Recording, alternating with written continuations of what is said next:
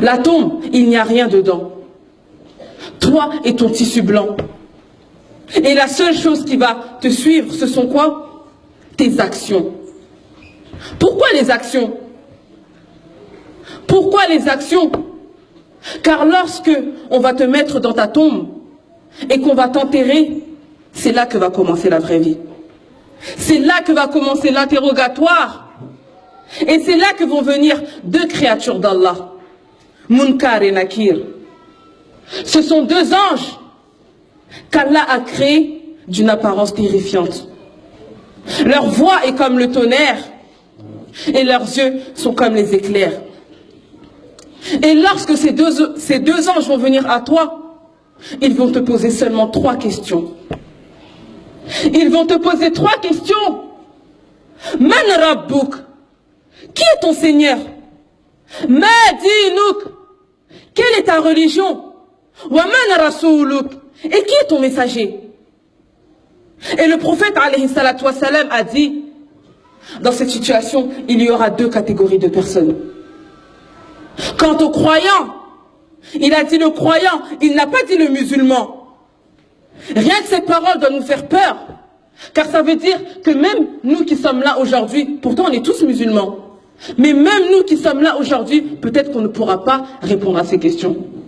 Car il a dit le croyant, celui qui aura sacrifié sa vie pour la religion, celui qui aura voyagé à travers les versets coraniques, celui qui avait compris que cette vie n'est rien du tout comparée à celle de l'au-delà, celui qui aura aimé Allah d'un amour sincère, cette personne dira, Allah est mon Seigneur. Ensuite ils diront, quelle est ta religion? Et là il a dit, celui qui suivait l'islam, celui qui priait à l'heure, celui qui aimait Allah subhanahu wa ta'ala, celui qui n'avait pas honte de montrer sa religion, qui n'avait pas honte de se dire musulman, qui n'avait pas honte de montrer sa religion, il dira, ma religion est l'islam. Ensuite ils diront, qui est ton messager? Et là le prophète alayhi salatu wassalam, il a dit, celui qui suivait la sunna du prophète Mohammed sallallahu alayhi wa sallam. Dès qu'il entendait Qala Rasulullah, le messager d'Allah a dit, il obéissait et mettait en pratique ses paroles.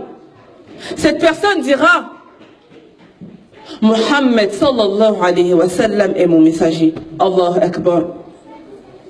Et cette personne-là, elle aura réussi. Cette personne-là, elle aura réussi. Et il se peut que même moi aujourd'hui, je ne puisse pas répondre à ces questions.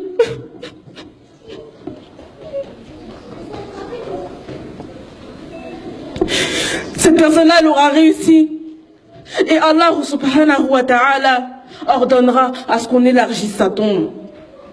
Et que sa tombe soit une demeure du paradis.